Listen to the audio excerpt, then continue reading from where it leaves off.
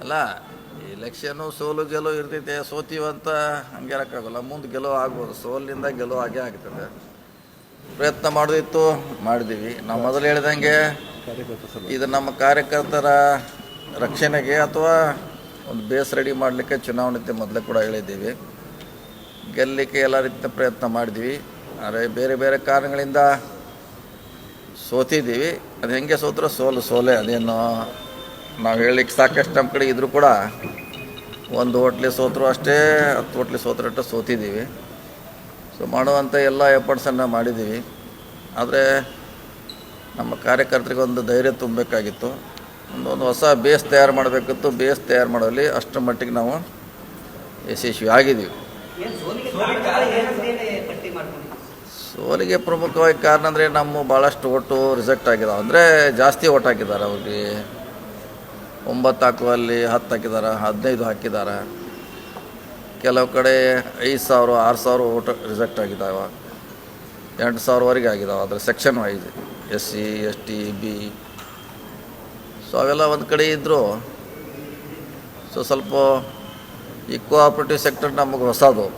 ಇಲ್ಲಿವರೆಗೆ ನಾವು general election ಮಾಡ್ತಿದ್ವಿ. ಇದು ನಮಗೆ ಹೊಸದು. ಆದರೂ ಕೂಡ ಮ್ಯಾಕ್ಸಿಮಮ್ ಪ್ರಯತ್ನ ಮಾಡಿ ಒಂದು ಹಂತಕ್ಕೆ ತರುವಂಥ ಪ್ರಯತ್ನ ಮಾಡಿದ್ದೀವಿ. ಸೈಜೇಬಲ್ ಓಟ್ ಅಂತ ತೊಗೊಂಡಿವಿ. 12,000 ನಾವು ತೊಗೊಂಡ್ವಿ, 20,000 ಅವ್ರು ತೊಗೊಂಡಾರ. ಸೊ ಎಲ್ಲ ರೀತಿಯ ಪ್ರಯತ್ನ ಮಾಡಿದ್ರು. ಕೆಲವು ಕಡೆ ಮಿಸ್ ಮ್ಯಾನೇಜ್ಮೆಂಟು, ಕೆಲವು ನಮ್ಗೆ ತಿಳ್ಕೊಳ್ಳಿಕ್ಕೆ ಆಗಲಿಲ್ಲ. ಕೆಲವು ಇಲೆಕ್ಷನ್ ಆದಮೇಲೆ ತಿಳ್ಕೊಳ್ಳಿಕ್ಕೆ ಸಾಧ್ಯ ಆಯಿತು. ಹಿಂಗಾಗಿ ಅಷ್ಟಾಗಿ ಟೈಮು ಮೀರೋಗಿತ್ತು. ಸೊ ನಾವೇನು ಗುರಿ ಇಟ್ಕೊತಿದ್ದೀವಿ ಅಷ್ಟನ್ನು ಯಶಸ್ವಿ ಆಗಿದ್ದೀವಿ. ನಾವು ಚುನಾವಣೆಯಲ್ಲಿ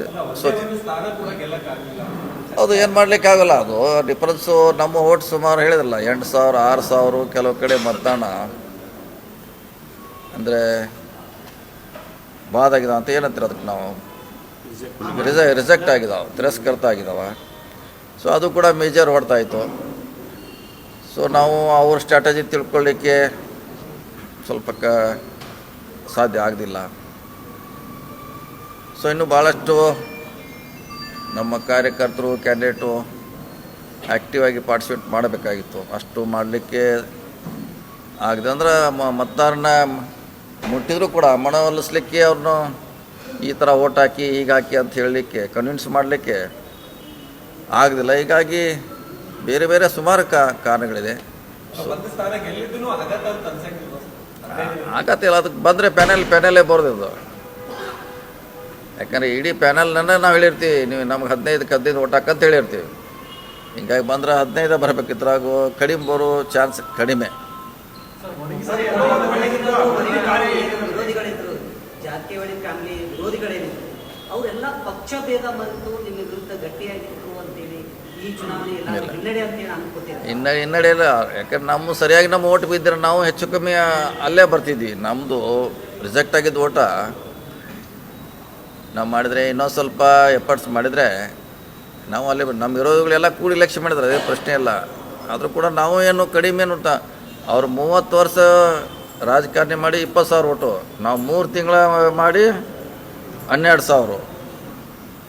ನಾವು ಆಡಳಿತ ಮಾಡಿದ್ದು ಬರೀ 3 ತಿಂಗಳ 12,000 ಓಟ್ ತೊಗೊಂಡಿವಿ. ಅವರು 30 ವರ್ಷದಿಂದ ಅವರ ಆಡಳಿತದಲ್ಲಿ ಇದೆ. ಇಲ್ಲ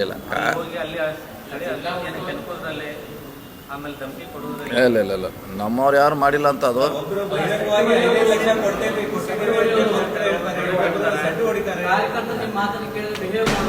ಇಲ್ಲ.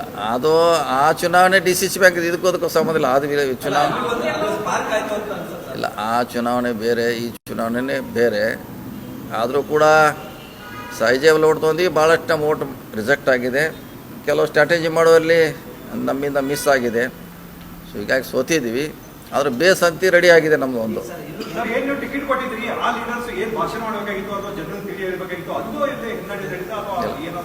ಭಾಷೆನಿಂದ ಓಟ್ ಯಾರು ಹಾಕಿಲ್ಲ ರೀ.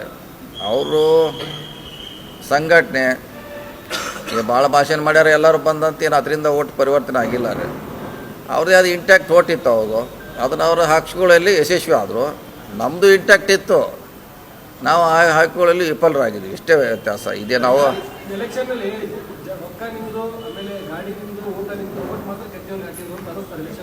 ಇಲ್ಲ ರಿಜೆಕ್ಟ್ ಆಗಿದೆಯಲ್ಲ. ನಮ್ಮದು ಜನ ನಮ್ಮ ಜೊತೆ ಎಷ್ಟು ಜನ ಇದ್ದರು, ಎಷ್ಟು ಜನ ಬಂದು ನಮಗೆ ಓಟ್ ಹಾಕಿ ವಿಶ್ ಮಾಡಿ ಹೋದರು. ಆದರೆ ಇಲ್ಲಿ ರಿಜೆಕ್ಟ್ ಆಗಿದ್ದ ಮತಗಳ ಸಂಖ್ಯೆ ಭಾಳ ಇದೆ.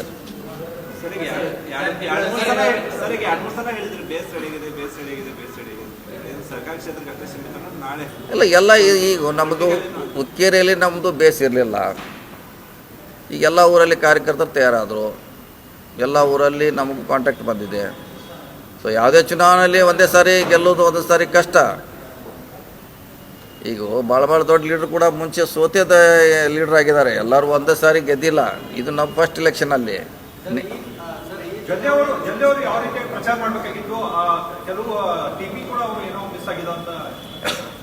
ಪ್ರಯತ್ನ ಮಾಡಿದರೆ, ಆದರೆ ನಾವು ಜನರಿಗೆ ಓಟ್ ಹೆಂಗೆ ಹಾಕ್ಸೋದು ಕನ್ವಿನ್ಸ್ ಮಾಡೋಲ್ಲಿ ಫಸ್ಟು ತಪ್ಪಿದ್ದೀವಿ. ಸೋಲಿನ ನಂತರ ಒಂದು ಚರ್ಚೆ ಆಗ್ತಾ ಇದೆ, ಏನಂತಂದ್ರೆ ಸೋಷಿಯಲ್ ಮೀಡಿಯಾ ಎಲ್ಲ ಕಡೆಗಳಲ್ಲೂ ಒಂದು ಚರ್ಚೆ ಆಗ್ತಾ ಇದೆ. ನಿಮ್ಮ ಜೊತೆನೂ ಬಹಳಷ್ಟು ಲಿಂಗಾಯತ ನಾಯಕರಿದ್ದಾರೆ, ತಾವು ಬೆಳೆಸಿದ್ದೀರಿ. ಆದ್ರೆ ಲಿಂಗಾಯತ ವಿರೋಧಿ ಅನ್ನೋ ರೀತಿಯಲ್ಲಿ ನಿಮ್ಮನ್ನು ಬಿಂಬಿಸ್ತಾ ಇದ್ದಾರೆ, ಲಿಂಗಾಯತ ತುಳಿತಾ ಇದ್ದಾರೆ, ಪಾಠ ಕಲಿಸಿದ್ದೀವಿ, ನೀವು ಮುಂಬರ್ತಕ್ಕಂಥ ದಿನಗಳಲ್ಲಿ ನಾವೆಲ್ಲ ಒಂದಾಗಬೇಕು ಅನ್ನೋ ಒಂದು ವಿಚಾರವನ್ನು ಪ್ರಸ್ತಾಪ ಮಾಡ್ತಾ ಇದ್ದಾರೆ. ಅದಕ್ಕೆ ತಾವು ಏರ್ಪಟ್ಟಿದ್ದೀವಿ. ಇದು ತಾಲೂಕಿಗೆ ಸೀಮಿತವಾಗಿರುವಂಥ ಚುನಾವಣೆ, ಅಷ್ಟಕ್ಕನ ಮಾತಾಡಬೇಕಿದು. ಜಿಲ್ಲೆ ಅಲ್ಲಿ ಜಿಲ್ಲೆ ರಾಜ್ಯಕ್ಕೆ ಸಂಬಂಧಪಟ್ಟದ್ದು ಅಲ್ಲಿದು. ಇದು ಹುಕ್ಕೇರಿಗೆ ಸಂಬಂಧಪಟ್ಟದ್ದು. ಹುಕ್ಕೇರಿಯಲ್ಲಿ ಸಕ್ಸಸ್ ಆಗಿದ್ದಾರೆ ಅಷ್ಟೇ ಹೊರತಾಗಿದ್ದು ಜಿಲ್ಲೆಗೆ ಆಗೋದು ಬೇರೆ ತಾಲೂಕಿಗೆ ಅನ್ವಯಿಸೋದಿಲ್ಲ ಅಷ್ಟೇ. ಸೋಲು ಅಷ್ಟೇ, ಮುಖಭಂಗ ಅನ್ನೋದು ಪ್ರಶ್ನೆ ಬರ್ತದೆ. ಸೋಲು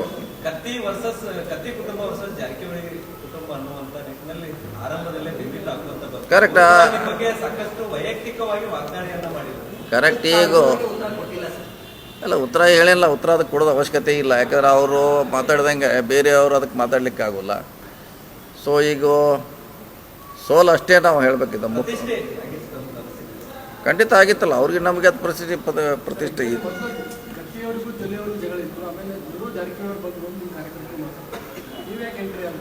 ಇಲ್ಲ, ಅದೇ ಹೇಳಿದ್ರೆ ನಮ್ಮ ಕಾರ್ಯಕರ್ತರ ರಕ್ಷಣೆ ಮಾಡಲಿಕ್ಕೆ ನಾವು ಹೋಗೋದು ಅನಿವಾರ್ಯ ಇತ್ತು, ಹೋದಿವಿ ಅಷ್ಟೇ. ಅದರಲ್ಲಿ ಏನೋ ಅವ್ರ ವಿರೋಧ ಇವ್ರ ಪರವಾಗಿ ಅಂತಲ್ಲ, ನಮ್ಮ ಕಾರ್ಯಕರ್ತರ ನಾವು ರಕ್ಷಣೆ ಮಾಡಲಿಕ್ಕೆ ನಾವು ಈ ಚುನಾವಣೆ ಮಾಡಿದ್ದೀವಿ ಅಷ್ಟೇ.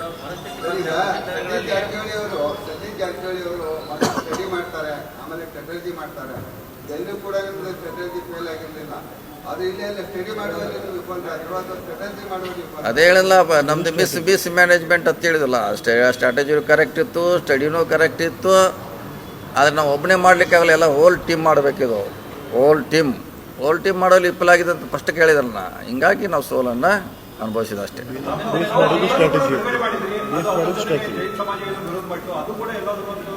ಎಲ್ಲರೂ ಬಂದಿದ್ದಾರೆ ನಮ್ಮ ಜೊತೆ, ಬಂದಿಲ್ಲ ಅಂತಿಲ್ಲ.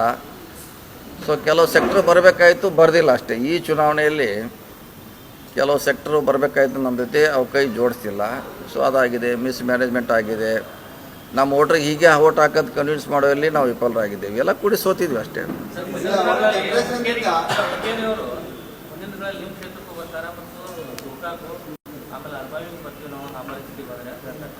ಯಾರು ಬೇಡ ಯಾರಂದ್ರು ಓಪನ್ ಇದೆ, ಅದೇನು ಬಾರ್ಡ್ರ್ ಇದೆ ಅಲ್ಲಿ.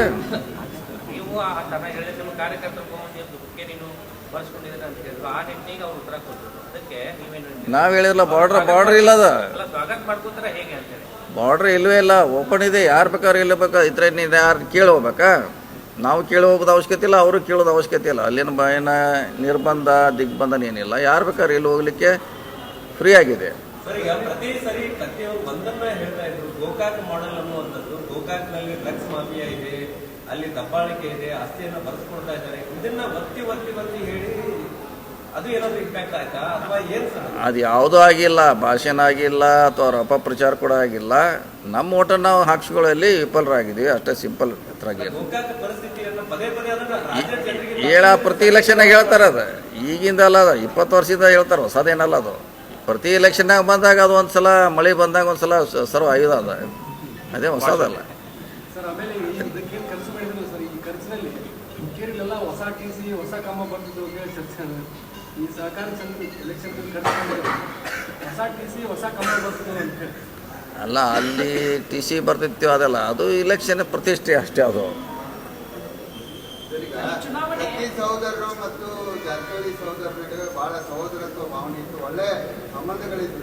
ಇಬ್ಬರ ಸಂಬಂಧಗಳ ನಡುವೆ ಹುಳಿ ಹಿಂಡಿದವರು ಜೊತೆ ಅಂತಾನೆ ಈಗ ವ್ಯಕ್ತಿ ಆ ರೀತಿ ಆ ಧಾಟಿಯಲ್ಲಿ ಮಾತಾಡ್ತಾ ಇದ್ದಾರೆ. ರಮೇಶ್ ಶೆಟ್ಟಿ ಅವರ ನೇರವಾಗಿ ಆರೋಪ ಇಲ್ಲ ಹಾಗೇನಿಲ್ಲ. ಅದು ಒಂದು ಸಾರಿ ನೋಡಿ, ಒಂದು ಆ ಕಡೆ ಅವ್ರು ಕೊಡ್ತಾರೆ ಒಂದು ಇಲೆಕ್ಷನ್, ಈ ಕಡೆ ನಾವು ಕೊಡ್ತಾವ. ಅದು ಸಂದರ್ಭ ಅನುಗುಣವಾಗಿ ಕೂಡಿರ್ತೀವಿ. ಈಗ ಅವ್ರ ಮ್ಯಾಗ ಆರೋಪ ಅವ್ರು ಬಂದರು ಇವ್ರು ಬಂದ್ರೆ ಹತ್ತಿಲ್ಲ, ಇವ್ರ ಜೋಡಿ ಕೂಡಿ ಇಲೆಕ್ಷನ್ ಮಾಡಿದ್ವಿ ಸಾಕಷ್ಟು. ಈಗ ಈ ಅನಿವಾರ್ಯ ಬಂತು, ಇವ್ರ ಜೋಡಿ ಕೂಡಂತ ಅನಿವಾರ್ಯ ಬಂತು. ಆರೋಪ ಮಾಡ್ಲಿಕ್ಕೆ ಆಗೋಲ್ಲ, ಅವ್ರವ್ರ ಸಂದರ್ಭ ತಕ್ಕಂಗೆ ಕೂಡಿರ್ತೀವಿ ಅಷ್ಟೇ. ಸರ್, ಈಗ ಎಲೆಕ್ಷನ್ ಮುಗಿದೋಗಿದೆ ಸರ್. ಪ್ರತಿ ಸೋದರರು ನಮ್ಮ ವಿಚಾರಕ್ಕೆ ಸಂಬಂಧಪಟ್ಟಂತೆ ವೈಯಕ್ತಿಕ ವಿಚಾರಗಳನ್ನು ಈ ಚುನಾವಣೆ ಮುಗಿದೋಗಿದೆ. ತಾವು ಅವ್ರಿಗೆ ಏನು ಕಿವಿ ಮಾತು ಹೇಳ್ತೀವಿ ಸರ್ ಇಂಥ ಸಂದರ್ಭದಲ್ಲಿ? ಯಾಕಂದ್ರೆ ಬಹಳಷ್ಟು ವೈಯಕ್ತಿಕ ವಿಚಾರಗಳನ್ನು ಕೇಳ್ತಿದ್ರು, ಬಹಳಷ್ಟು ಇದು ಮಾಡಿದ್ರು. ಅವ್ರಿಗೆ ಏನು ಹೇಳ್ತೀವಿ ಸರ್? ನೋಡಿ, ಅದು ಅವರ ವ್ಯಕ್ತಿಕ, ಅವರು ಘನತೆ ಗೌರವ ತಕ್ಕ ಮಾತಾಡಬೇಕು. ಅವರು ಒಂದು ಸಾರಿ MP, 2 ಸಲ DCC ಬ್ಯಾಂಕು, ಅವ್ರ ಕುಟುಂಬ ರಾಜಕಾರಣಿಯಲ್ಲಿ ಇದೆ. ಆ ಥರದ ಅನುಗುಣವಾಗಿ ಮಾತಾಡಬೇಕು. ಈಗ ಬಾಯಿ ಇದೆ ಅಂತ ಮಾತಾಡ್ಲಿಕ್ಕೆ ಆಗೋಲ್ಲ. ಅದಕ್ಕೆ ನಮ್ಮ ಮುಂಚೆ ನೀವು ಕೇಳಿದಾಗ ಹೇಳಿದ್ದೀನಿ ಈಗಾಗಲೇ, ಅದು ಅವ್ರಿಗೆ ಸಂಬಂಧಪಟ್ಟಂಥ ವಿಚಾರ. ಸರ್, ಈಗ ಒಟ್ಟಾರೆ ಚುನಾವಣೆಯಲ್ಲಿ PAಗಳ ಹೆಸರು ಬೆಳಗಾವಿ ಜಿಲ್ಲಾ ರಾಜಕಾರಣದಲ್ಲಿ ಸಾಕಷ್ಟು ಚರ್ಚೆ ಆಗ್ತಾ ಇದೆ. ಸತೀಶ್ ಜಾರಕಿಹೊಳಿ ಅವರು PAಗಳನ್ನ ನಂಬಿ ಕೆಟ್ರ ಅನ್ನುವಂಥದ್ದು ಕೂಡ ಚರ್ಚೆಗೆ ಬರ್ತಾ ಇರುವಂಥದ್ದು ಸರ್. ಮತ್ತು ಇಲ್ಲಿವರೆಗೆ ಚುನಾವಣೆ ಗೆಲ್ಲಿಸ್ತವ್ರು ಅವರಲ್ಲ. ಅಲ್ಲ, ಇದೊಂದು ಬಾಯ್ ಮಿಸ್ಟೇಕ್ ಆಗಿರಬೇಕು. ಏನು ಇದನ್ನು ನಾವು 2018ರಲ್ಲೂ ಅಂಥದ್ದೊಂದು ಅನುಭವ ಆಗಿದೆ. ಇಲ್ಲ ಆವಾಗ ನಾನು ಕಾನ್ಸ್ಟಿಟ್ಯೂನ್ಸಿಗೆ ಹೋಗೋದೇ ಆಗೋದ್ರಿಂದ ಅದಾಯಿತು, ಹೊರತಾಗಿ PAಗಳಿಂದ ಅಲ್ಲ. ನಾನು ಕಾನ್ಸ್ಟಿಟ್ಯೂನ್ಸಿಗೆ ಹೋಗಿದ್ರೆ ನಾನು ಅದು ಪ್ರಯೋಗ ಮಾಡಲಿಕ್ಕೆ ಮಾಡಿದ ಹೊರತಾಗಿ ಅವರಿಂದ ಅಲ್ಲ. ಅದು ನ್ಯಾಚುರಲಾಗಿ ಕಡಿಮೆ ಬಿತ್ತು, ಯಾರು ನಿರ್ಲಕ್ಷ್ಯ ಮಾಡಿದ್ರು, ಸೋತೀವಿ. PAಗಳಿಂದ ಆಗಿತ್ತು ಅಂತ ಅನ್ನೋಲ್ಲ, ಅಥವಾ ಯಾರಿಂದ ಆಗಿಲ್ಲ. ಕೆಲವು ಇರ್ಬೋದು, ಅವರಲ್ಲಿಯೂ ಸಮಸ್ಯೆ ಇರ್ಬೋದು, ಇಲ್ಲ ಅಂತ ಹೇಳಿಕ್ಕೆ ಆಗಲ್ಲ. ಈ ಸೋಲಿಕ್ಕೆ ನಾವು ಸ್ಟ್ರಾಟಜಿ ಮಾಡಿದ್ರು ಕೂಡ ಜನರನ್ನು ಮುಟ್ಟು